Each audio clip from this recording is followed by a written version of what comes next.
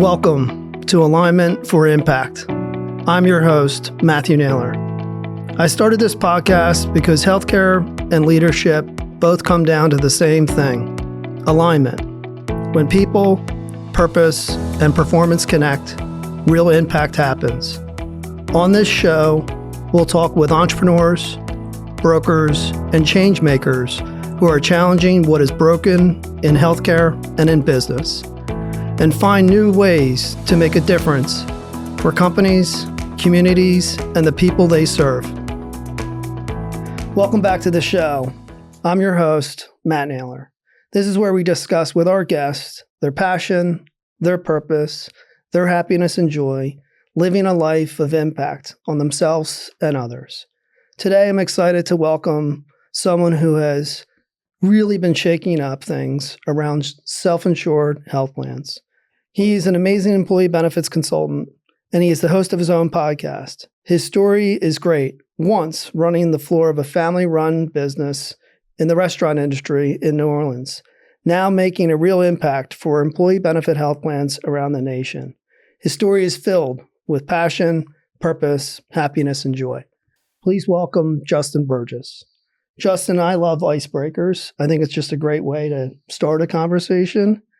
And when I really started to learn about you, what struck me was you were in the restaurant business with your family in New Orleans. How did that all start for you? Yeah, so it was a family business. It was Sid Mar's restaurant. So my grandfather was Sydney. Sid Marion was M-A-R. So Sid Mar's, that's how it put together. And I was around 12 to 15 years old when the height of the business was at its height. And I just got addicted to spending time with family and having some sense of responsibility and obviously some sense of cash at a young age for working. So I just always loved that time with my father. Being in a family-run business is can be fun, can be exciting and rewarding, but can also be challenging. And transitioning from the restaurant business to the employee benefits business had to be a really big transition for you. What did you learn in the family side of the business that helped you, transition into employee benefits? Yeah, I think things go wrong. We're in New Orleans, so hurricanes are very frequent, and we're a family business. So if our freezers go out with all the food, that's our cash. It's like we don't have investors. And I remember going there during hurricanes and making sure the generators were filled with gas and not shaken into the wood where it would burn. So it's just that you make things happen and you don't say no to anything. You're like, okay, if we got to stay there till 2:00 in the morning, we're doing it. And that's how my father is. He's very much the picking up the trash mentality person. And we were having this conversation in the other room. It's like, yes, I'm a producer, but at the end of the day, I'm a servant to my client. So I don't hold the title of account executive or client advocate, but if they want me to call a provider for them, I'm going to do it. The same way as my father would walk around the restaurant picking up trash every single day. Justin, what I'm hearing you say resonates with me so much. It's no options, no excuses, do whatever it takes to serve the client the right way. We're all in the service business, whether we like it or not. We're serving somebody, and you're serving brokers, we're serving customers, and restaurants are serving customers as well. It's amazing. How did you transition out of the family business? Because it's a real big inflection point in your life into insurance and really employee benefits. Yeah, so we had a really crazy story. So we were on the lakefront in New Orleans, and actually Hurricane Katrina ended up wiping our building down to pylons. So we had nothing left. And after that, we were in the battle with the state over eminent domain property seizure and things like that. Then that battle took 10 years. During that period, my father said, look, I want to go figure out and do this again. We opened up another restaurant, another location, right when the BP oil spill came around. So we had the success for 30 years, lost it during Katrina, reopened, got back that success. Then BP oil spill, so we went down. All that time I was in college and trying to be my own independent person, then would come back on the weekends and help the family business out. But I on my last podcast that I did, I said, I got to see my family at the highest point of their life and the lowest point of their life, all within, 10 years.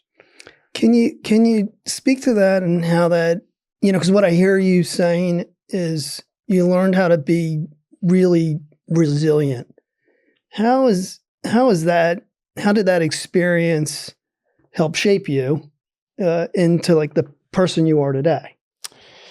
Yeah, I think that's just New Orleans people. We're just so resilient. I mean, we've had so many hurricanes since Hurricane Katrina, and we just have that rebuild mentality. It's like I just left Jazz Fest. That's why I'm a little sunburnt. Sorry. Nice. Dave Matthews Band, the Revivalists, was Love out there it. all day Love long. But we love the culture. That's the biggest thing. And we deal with the, hurricanes and flooding and, streets not fixed, but we're just resilient. We'll rebuild. I mean, it was awkward point in New Orleans is I lived in Metairie at the time. My wife lived in New Orleans. Like Metairie got 2 feet of water. New Orleans got like 10 feet of water. So my wife lost everything. We lived on a second story, thankfully. So like we just lost our bottom story.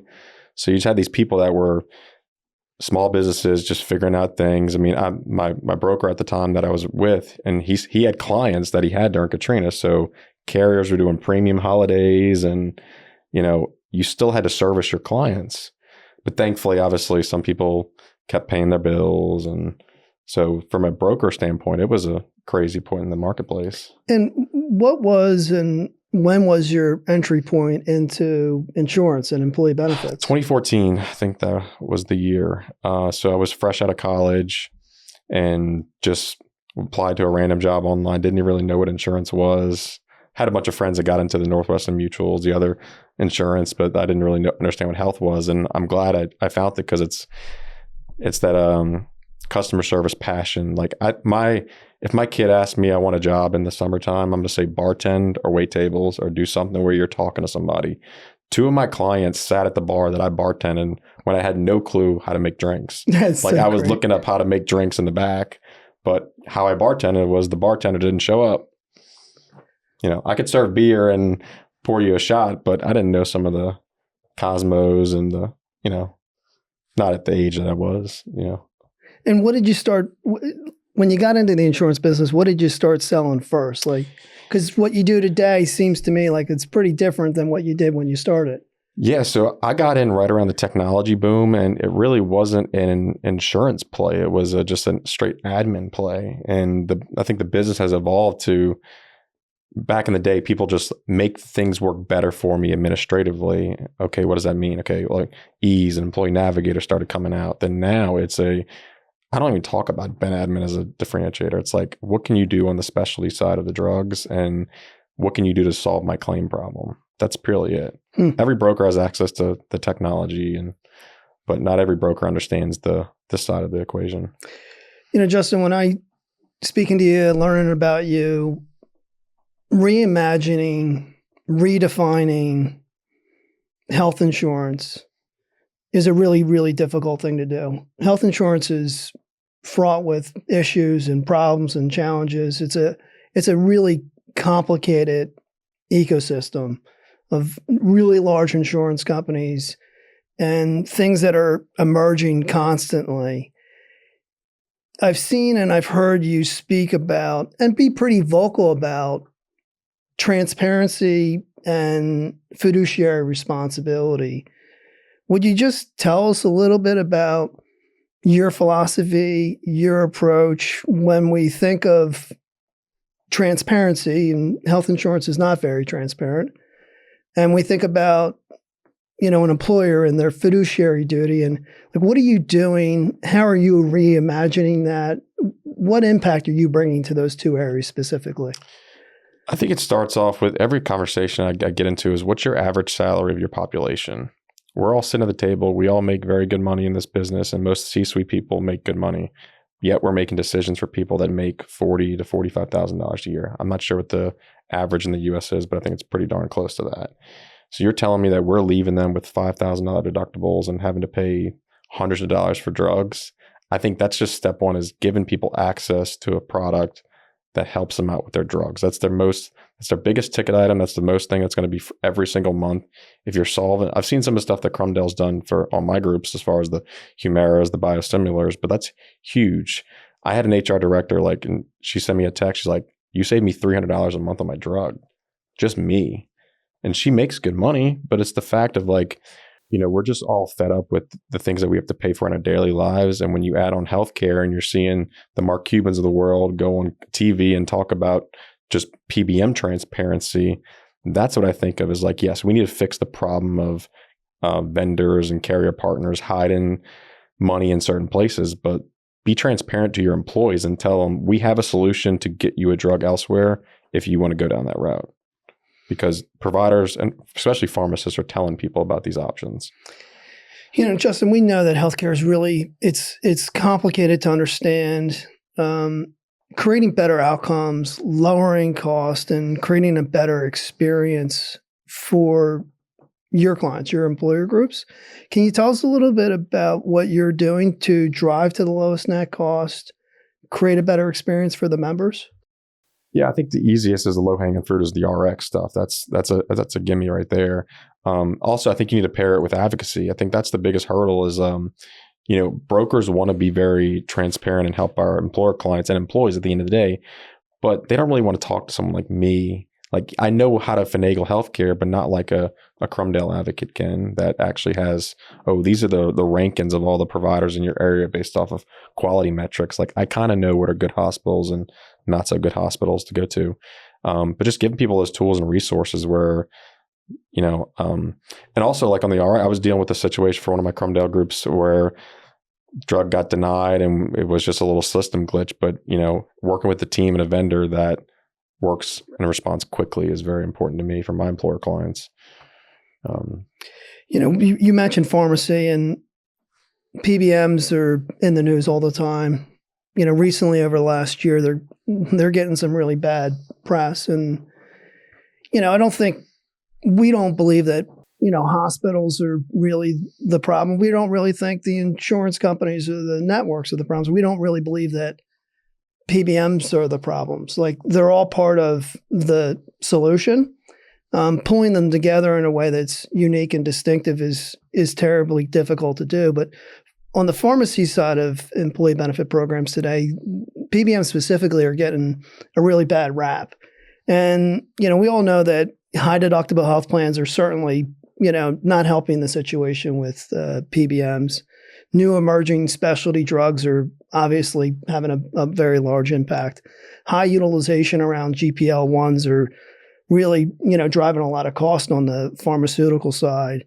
What can you share with us that some of the things that you're doing for your customers and clients that are really impacting their pharmacy cost? I would probably start with DPC. It's just getting people to a doctor that's quicker and faster. I'll tell you my personal experience. So I lost 50 pounds and it was due to GLP-1 drugs. And I went to my normal primary care doctor and eat healthy was the gist of it. I got my blood work done I just went and hired a cash pay doctor, said, I want a full panel, everything. My testosterone was low. A1C was off the chart. And he's like, if you don't do this, you're going to be a diabetic, basically. And this was before the Mounjaro phase. And I've been very transparent about it. I'm not taking it right now. Took it for about a year and a half and I've phased off. I just maintained a healthy lifestyle.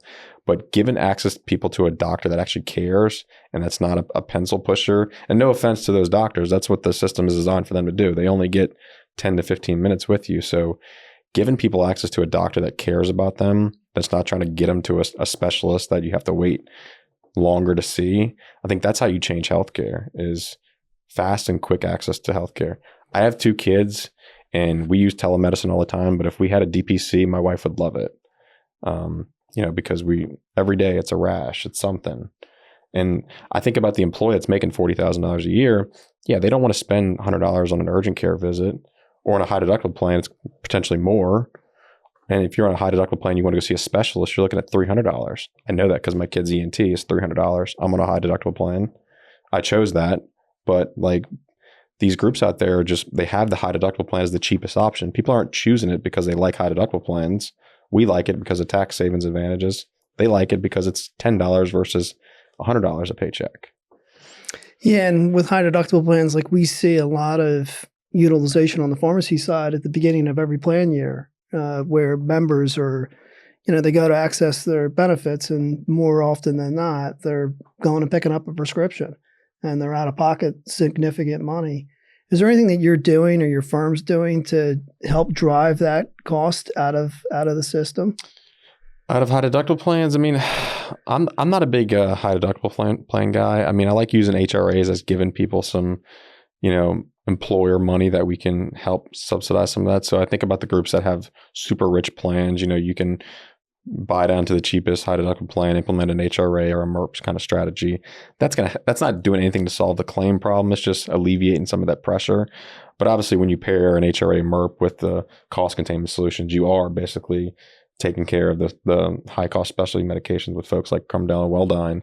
But it's really those in between meds that are not generics, that are the maybe $100 to $300 a month type drugs. Is there anything that you're doing around patient assistance programs that are, in your mind, unique and distinctive, that are in alignment with so often the member is disrupted with access to, the proper facilities, the proper doctors, the proper pharmacy benefits, at the kind of the point of sale or the point of the severity of the issue. We see so many emerging things on the pharmacy side around patient assistance programs that are really not, they're very disruptive to the member. Are there things that you're doing that you think are driving to a lower cost and engaging a member in a way that's benefiting the member? The situations that I had come up in the last 6 months, I've tried to call the employee personally just to tell them, give them a sense of comfort that this is legit. We're doing this for a reason. And half the calls that I've had, they've worked for employers that have done this. So maybe they were working at a larger employer and my employer is 200 lives. Well, their 600 life employer was already doing it. So they're like, I was expecting this would happen. That was my last phone call. I was kind of guy just said, hey, call my wife. She deals with us. Oh yeah, I remember doing that application for them. So people are getting used to this. And I think with the Amazons of the world and all these, and the Mark Cubans, the market is kind of telling people they have access to drugs elsewhere. So as much as the broker can do a good job, the market is telling us, yes, you can go pay for drugs cheaper elsewhere. And then, we see a lot, Justin, around employers having point solution fatigue. We see brokers with point solution fatigue. There's so many new, innovative, creative, emerging things. When you think about artificial intelligence, you think about technology and data and analytics, but then you think about, all the things that are in the supply chain around optimizing a self-insured health plan. Give us your perspective on your clients and point solution fatigue. What are you doing to help your customers deal with those challenges? I'm having fatigue as well. I've actually posted on LinkedIn about this. I love all my carrier partners, but it's getting to a point where it's too many to handle. But I would say we can solve this whole problem by just giving people advocates and giving people real human beings. Yes, there's a population of people like me who love to communicate via apps, and that's my thing. I don't really want to talk to a person. But if my kid's got a very expensive drug, I'm going to pick up the phone and talk to someone that understands what they're talking about. And most likely, anything that a Crumdell advocate has dealt with, they probably dealt with that multiple times before. So I'm not the only one that has a kid with XYZ condition. I don't know what I'm a freaked out parent. And my HR director for one of my clients that's with Welldyne right now, and her kid had something. She wasn't thinking like an HR director. So I know if something happened to me personally, I would be like, I'm a dad. I don't know what I'm doing. Not as a sound, savvy benefits expert that knows how to navigate the healthcare system. So I think we need to give people less apps and communication tools and give them people through advocacy, not broker solutions, advocates that understand the healthcare system. That's awesome. It really is awesome. Justin, in closing, I love asking questions about really leadership and culture. And as I've had the opportunity to get to know you, I know that leadership and culture is really important to me as an entrepreneur. Can you just describe in your own words,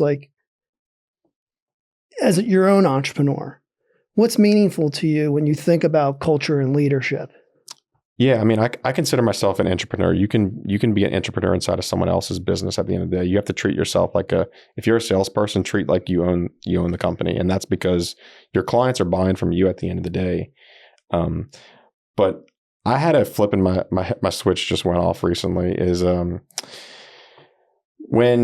you want to do something hard in your life that reflects into your business side, you have to take that challenge. So I'm doing a 30-day challenge where I'm running a mile with a 20-pound weighted vest on an assault runner bike, and I'm doing it. I did it at 2:00 this morning. What's your stress thing on your whoop? It's probably off the chart, but I want to show to the market and my employer clients that I'm doing something hard every single day. To when I want to change your health plan, it's not hard; it's easy. You can't tell me that doing the same old thing. It's not hard; it's easy. If you want to change your health plan, you have to change the outcome of things. You can't just put it on a roller coaster. Yeah, and we spent time together here. You're a family man. You've got amazing kids. You really serve your customers the right way. What brings you the most joy and happiness? What's driving your purpose and impact in life? Right now, it's the messages that I'm getting on LinkedIn from random people and saying, "Hey, I've been following your stuff for a while and just want to say keep it up." And I know everybody who likes it on my posts. David Barrett, he always likes my stuff. Ben likes my stuff religiously.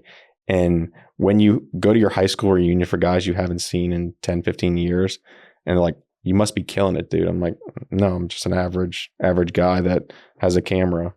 But the market sees me as someone that's just out there hustling and grinding. And I think that's what someone like you, when you started this business, the things that you're doing now, you didn't think you can do when you first started.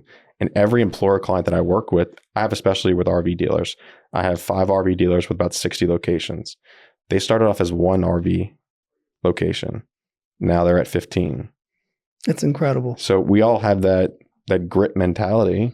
I love that word, grit. I think it's the one word that you're not born with it. You're not born with it. And when you try to teach someone to run fast, it's not fast. It's almost impossible. I was doing payroll at 16 years old. Yeah. Well, you are a person full of grit. With that thought of grit, what advice would you give someone to live a life of impact? What would you say to someone younger or a friend or a family member or anyone around, "Hey, here's how I lived my life. And if I could give you one piece of advice, this is the piece of advice I would give you." Find a mentor. Sean Torres with Intellicom Consultant. He's one of my mentors and one of my clients, and I looked up to him very much. And the reason is when I made that call to him to say, "What should I do?" He said, "Jump." And I said, "Yes." And if I wouldn't have talked to him, I probably would have took the easy path out and just take a very cushioned salary job. And I decided to bet on myself. Well, you don't sound like the cushy type of person. You don't sound like you're very laid back, a high achiever, doing great things, making a real impact on healthcare. You've really made a big difference in your clients' lives. I've seen it. And Justin, it's been a real pleasure. And thank you for joining us today. Thank you. Appreciate it.